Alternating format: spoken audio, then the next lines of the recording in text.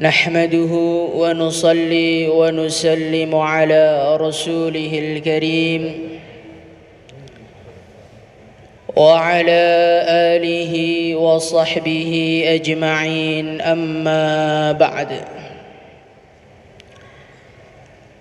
قال الله تعالى في كتابه الكريم: إن الذين قالوا ربنا الله ثم استقاموا فلا خوف عليهم ولا هم يحزنون. Kepada para alim, para ulama, khususan Al-Ustaz Syukur hafidhahullahu ta'ala, dan ustadz-ustadz yang lain yang tidak bisa saya sebutkan namanya, hadirin hadirat yang dimuliakan Allah Subhanahu wa ta'ala.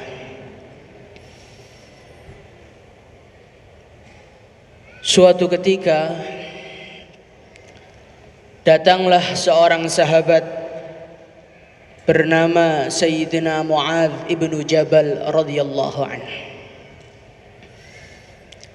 Sahabat tadi mendatangi Rasulullah sallallahu alaihi wasallam. Ya Rasulullah, inni uridu safara. Wahai baginda Nabi, sesungguhnya aku hendak mengadakan satu perjalanan. Fa'ausini, maka tolonglah, berikanlah pesan kepadaku, berikanlah wasiat kepadaku, kata sahabat tadi. Hadirin yang mulia, maka Rasulullah sallallahu alaihi wasallam beliau memberikan pesan yang singkat, pesan yang ringkas, tapi sangat-sangat penting untuk kita fahami. Pesan tadi bukanlah pesan untuk seorang sahabat, tapi pesan ini adalah pesan untuk seluruh umat manusia. Kenapa hadirin yang mulia? Karena pada hakikatnya semua manusia yang hidup di dunia ini, siapapun dia, dari manapun asalnya, bagaimanapun keadaannya, sebetulnya manusia ini mempunyai satu kesamaan, hadirin yang mulia. Apa itu kesamaannya? Kesamaannya kita semua sebetulnya hakikatnya dalam satu perjalanan. Perjalanan menuju persoalan kepada Allah Subhanahu wa ta'ala. Hadirin yang mulia, perjalanan seorang manusia bukanlah perjalanan yang sebentar. Perjalanan seorang manusia adalah perjalanan yang begitu jauh, membutuhkan banyak bekal, memerlukan banyak kekuatan karena begitu banyak rintangan yang dihadapi oleh seorang manusia. Sehingga Sayyidina Ali ibn Abi Thalib radhiyallahu anhu suatu pagi beliau nampak sedih wajahnya. Beliau membolak-balikkan tangannya dan beliau mengatakan, min qillatiz zad wa bu'dis safar. Alangkah sedikitnya bekalku, kata beliau. Wa bu'dis safar, alangkah jauhnya perjalananku. Bagaimana tidak, hadirin yang mulia, kita harus melalui kehidupan dunia. Dari kehidupan dunia lanjut ke kehidupan di alam barzakh. Dari kehidupan di alam barzakh seorang manusia akan dibangkitkan dari kuburnya, akan digiring ke mahsyar. Di sana dia akan dibiarkan oleh Allah selama ratusan bahkan ribuan tahun. Setelah itu hadirin yang mulia, manusia akan menunggu antrian dihakimi oleh Allah satu persatu. Kita antri minyak goreng saja cuman 100 orang sudah demo seluruh Indonesia, Pak. Nanti di akhirat antrinya manusia mulai zaman Nabi Adam sampai orang lahir terakhir di dunia satu persatu dihadapkan kepada Allah. Hadirin yang dimuliakan Allah Subhanahu wa taala, wa bu'dis safar, jauh sekali perjalanan kita. Wa wahsyatit tariq, dan jalan yang akan kita lalui sangat terjal, sangat mengerikan, penuh dengan rintangan dan gangguan. Hadirin yang mulia, hadirin yang mulia, Allah Subhanahu wa ta'ala menyiapkan musuh untuk seorang manusia, yang mana musuh ini tidak mencuri harta manusia, musuh ini tidak mencuri kekuasaan manusia, tapi musuh ini berusaha mencuri iman-iman yang tertanam di dalam hati manusia. Siapakah dia, hadirin yang mulia? Siapa Pak kira-kira musuh kita? Inna syaitana lakum adu. Allah Subhanahu wa ta'ala mengatakan sesungguhnya syaitan adalah musuh bagi kalian. Hadirin yang mulia, syaitan, iblis laknatullah alaih, sebelum dia diturunkan ke dunia dia sudah bersumpah di hadapan Allah. Qala fa bi'izzatika la ughwiyannahum ajma'in. Ya Allah, demi kemuliaanmu ya Allah, anak Adam siapapun dia, setinggi apapun pangkatnya, serajin apapun ibadahnya, aku tak peduli, aku tetap akan berusaha mencelakakan mereka. Hadirin yang mulia, musuh kita adalah musuh yang penuh dengan tekad. Musuh kita adalah musuh yang tak pernah lelah, sehingga dia doa kepada Allah, qala rabbi fa'anzirni ila yaumi yub'atsun. Ya Allah, panjangkan umurku, panjangkan umurku ila yaumi yub'atsun, sampai hari kebangkitan. Karena targetku seluruh manusia, maka kerjaku perlu lama, saya minta umur yang panjang. Kadang-kadang kita di dunia ibadahnya baru 60 tahun, 70 tahun sudah capek Pak, pengen cepat mati. Ini syaitan targetnya memasukkan orang ke neraka, pengen hidup panjang biar rata semua ke neraka. Hadirin yang mulia, thumma la'atiyannahum min baini aydihim, musuh kita ini akan datang dari depan, akan datang dari kanan, akan datang dari kiri, akan datang dari belakang. Wala tajidu aktsarahum syakirin, dan syaitan juga tahu kelemahan kita. Dia akan menghancurkan manusia, dia akan merusak manusia, dia akan menyesatkan manusia dari satu pintu saja. Wala tajidu aktsarahum syakirin, dia hilangkan rasa syukur dari hati seorang manusia. Ketika manusia sudah hilang syukurnya, segala kemaksiatan akan dilakukan olehnya. Kenapa keluarga berpisah? Kenapa seorang suami selingkuh? Kenapa seorang wanita selingkuh? Kenapa seorang pejabat korupsi? Semua penyebabnya satu, karena kehilangan rasa puas dari hatinya. Hadirin yang muliakan Allah Subhanahu wa ta'ala, inilah perjalanan seorang manusia. Jalannya jauh, rintangannya besar, musuhnya dahsyat. Maka hadirin, tidak ada jalan bagi seorang manusia untuk mendapatkan keselamatan, untuk mendapatkan kesuksesan, kemudahan di dalam perjalanannya, kecuali kalau dia mengamalkan, menjadikan nasihat-nasihat Nabi, wasiat-wasiat Nabi sebagai tuntunan di dalam hidupnya.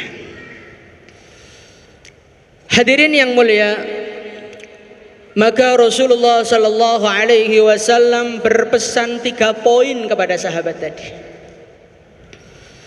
Apa poinnya? Ya Mu'adz, u'budillah wa la tusyrik bihi syai'a.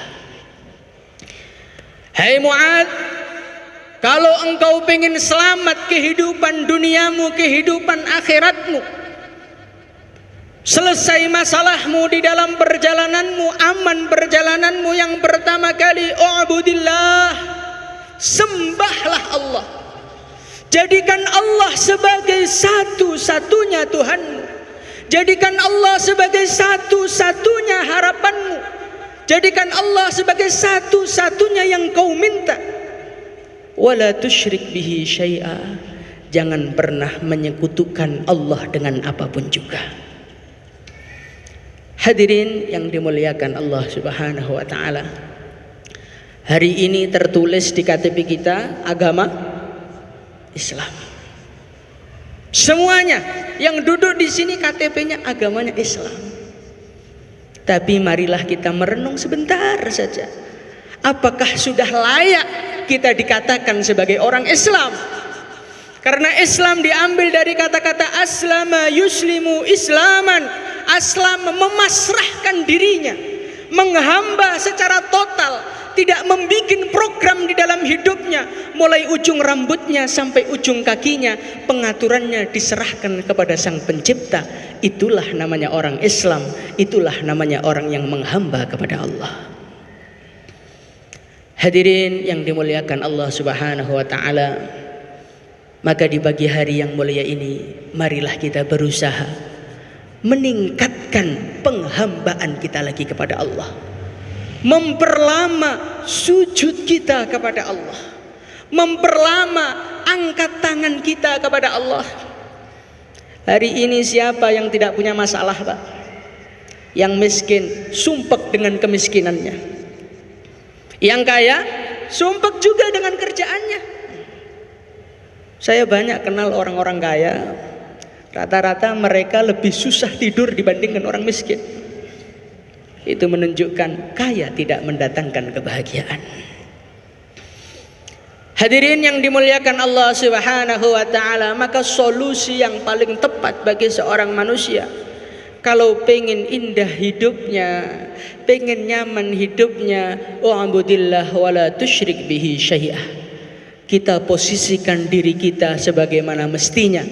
Kita adalah seorang hamba yang tugasnya hanyalah taat kepada Sang Pencipta.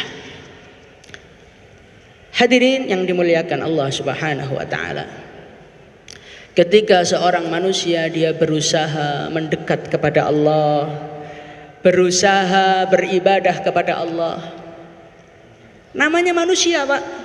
Innama sumiyal insanu insanan likathratin nisyan. Manusia itu gampang lupa. Kalau pas dengar pengajian, niatnya sudah pengen jadi orang paling soleh di dunia. Ketika sampai parkiran, nasihatnya sudah lupa semuanya. Akhirnya maksiat lagi. Pengen bangkit, maksiat lagi. Pengen jadi orang baik, maksiat lagi. Niatnya ikut pengajian, pulang-pulang masih ngintip perempuan. Niatnya pengen pengajian, tapi akhirnya maksiat lagi. Maka di saat kita jatuh di dalam kemaksiatan, datanglah iblis. Tuhan, bagaimana? Berhasilkah Anda di dalam taubatmu? Gak berhasil kan? Gak bisa jadi orang baik kan? Anda itu memang sudah setelannya lebih cocok dari jadi preman dibandingkan jadi ahli masjid. Gak cocok jadi orang baik. Hadirin yang mulia, maka datanglah nasihat baginda Nabi Muhammad SAW yang menjadikan kita tidak putus asa dikala kita jatuh di dalam dosa. Nabi mengatakan, wa idza asa'ta fa ahsin. Nasihat yang kedua, hai Mu'adz, kalau kau jatuh di dalam dosa, kalau jatuh di dalam kesalahan, kau jatuh di dalam perkara yang dibenci oleh Allah Subhanahu wa taala, jangan putus asa. Jangan putus asa, fa'ahsin, tapi tambahlah keburukan itu dengan kebaikan. Karena dalam satu hadis, wa adbi'is sayyi'atal hasanata tamhuha, ketika keburukan kau tambal dengan kebaikan, tamhuha, maka kebaikan itu akan menghapuskan keburukan. Hadirin yang mulia, kita bukanlah seorang malaikat yang tidak tertarik kepada dosa. Kita juga bukanlah seorang nabi yang dijaga dari segala dosa. Kita hanyalah makhluk biasa, manusia biasa yang mengharapkan surga. Maka di dalam Al-Quran, orang takwa itu bukan orang yang gak punya dosa. Orang takwa itu siapa? U'iddat lil muttaqin. Di antara tandanya, wa idza fa'alu fahishatan aw zalamu anfusahum dzakarullah. Orang yang takwa bukan orang yang enggak punya dosa. Orang yang takwa adalah ketika berbuat dosa, dia cepat-cepat bertaubat kepada Allah Subhanahu wa taala. Semoga kita semua ditolong Allah menjadi orang-orang yang bertaubat. Di dalam satu hadis Rasulullah sallallahu alaihi wasallam menceritakan, Allah mengatakan, hai hambaku, selagi istighfar masih kau ucapkan di mulutmu, aku tidak akan berhenti untuk mengampuni dosamu. Allah berfirman, qul ya ibadiyalladzina asrafu ala anfusihim, ya ibadiyalladzina asrafu ala anfusihim la taqnatu min rahmatillah. Hai manusia yang telah kelewat batas, jangan pernah berputus asa dari rahmat Allah. Innallaha yaghfirudz dzunuba jami'a. Sebesar apapun dosamu, pengampunan Allah lebih besar dari segalanya. Hadirin yang mulia, kemudian yang terakhir, Rasulullah sallallahu alaihi wasallam beliau berpesan, wal yahsun khuluquk wa khaliqin nas bi khuluqin hasanin. Pesan Nabi yang ketiga, pesan yang penting sekali, tapi kita jarang mementingkannya. Apa itu hadirin yang mulia? Wal yahsun khuluquk, hendaknya perbaikilah akhlakmu. Hadirin yang mulia, dalam satu hadis Rasulullah sallallahu alaihi wasallam beliau bersabda, ma min syai'in athqala fil mizan, tidak ada sesuatu yang lebih berat di timbangan seorang manusia melebihi akhlak yang baik. Hadirin yang mulia, akhlak itu memberatkan timbangan kita di akhirat kalau baik, dan akhlak yang jelek menghabiskan pahala kita di akhirat. Maka Rasulullah sallallahu alaihi wasallam beliau bersabda, aktsaru ma yudkhilun nasal jannah, perkara yang paling banyak memasukkan orang ke surga, kata Nabi, apa? Taqwallah wa husnul khuluq. Yang pertama takwa, yang kedua akhlak yang baik. Hadirin yang mulia, maka hadirin yang muliakan Allah Subhanahu wa taala, kita bagaimana usaha memperbaiki akhlak kita. Siapakah yang harus kita baiki? Pertama, kedua orang tua kita. Dari kedua orang tua yang terpenting adalah ibu kita. Rasulullah sallallahu alaihi wasallam suatu ketika beliau mengatakan, raghima anfu, raghima anfu, raghima anfu, celakalah, celakalah, celakalah. Ya Rasulullah, siapakah orang yang celaka? Maka Nabi mengatakan, orang yang celaka adalah orang yang masih punya kedua orang tuanya, tapi kedua orang tuanya tidak bisa memasukkan dia ke surga karena nggak pernah berbakti kepadanya. Hadirin yang mulia, kadang-kadang kita ini sibuk kerja, sibuk bisnis, sampai orang tua kita tidak pernah kita pikirkan, orang tua kita tidak pernah kita kunjungi, bahkan sehari menelpon sekali pun kadang-kadang tidak. Hadirin yang mulia, apakah anak-anak yang seperti ini layak dikatakan sebagai anak yang berbakti kepada orang tua? Hadirin yang mulia, setelah kedua orang tua kita, yang paling layak kita baiki adalah anak-anak dan istri-istri kita. Rasulullah sallallahu alaihi wasallam beliau bersabda, khiyarukum khiyarukum li ahli. Orang yang paling mulia, paling hebat bukan yang paling banyak sholatnya, bukan yang paling banyak puasanya, tapi yang paling sayang kepada istrinya. Tapi sayang dari hati, Pak. Kalau sekarang rata-rata kita berbuat karena keterpaksaan dan ketakutan. Kalau itu nggak masuk di hadis ini. Yang masuk di hadis ini, kalau perlu kita berbuat kasih sayang betul-betul dari hati. Hadirin yang mulia, memang merawat seorang wanita ini susah-susah gampang, penuh dengan tantangan. Bagaimana tidak? Rasulullah Shallallahu Alaihi Wasallam beliau bersabda, "Ra'aitu uridun nar fa idza aktsaru ahliha nisa'u yakfurna." Aku ditampakkan neraka, penduduk mayoritasnya adalah para wanita. Oh, maka wanita terkejut semua. Mungkin ibu-ibu yang di bawah terkejut juga ini. Maka mereka mengatakan, "Ya Rasulullah, wanita salah apa kok pada masuk ke neraka?" Tukfirna la'na, yang pertama mereka suka melaknat, gak bisa menjaga mulutnya. Wa takfurnal ashir, dan mereka tak tahu terima kasih dengan suaminya.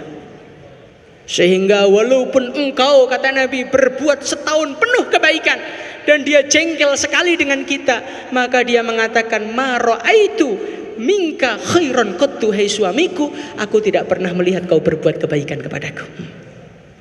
Yang senyum-senyum kayaknya pengalaman ini, Pak. Hadirin yang mulia, maka walaupun dengan segala kekurangannya, wanita adalah tanggung jawab kita. Dipesani oleh Allah, wa'ashiruhunna bil ma'ruf, hai para lelaki, gaulilah wanita dengan baik. Mereka marah-marah tidak apa-apa, kita senyum saja. Al-Ustaz Arifin Ilham rahimahullahu ta'ala, beliau mengatakan, wanita tidak diciptakan dari kaki seorang manusia sehingga kita bisa menginjak sesukanya, dan juga tidak diciptakan dari kepala seorang manusia sehingga dia mimpin manusia, tapi dia diciptakan dari tulang rusuk yang mana dia adalah sebagai pendamping hidup kita. Hadirin yang dimuliakan Allah Subhanahu wa taala, akhlak yang baik perkara yang ringan, tapi ini memberatkan timbangan kita. Sebaliknya akhlak yang jelek, kata Nabi, atadruna mal muflis, kalian tahu enggak orang yang bangkrut itu siapa? Man la dinar wa la dirham ya Rasulullah, orang yang bangkrut orang enggak punya duit, bukan.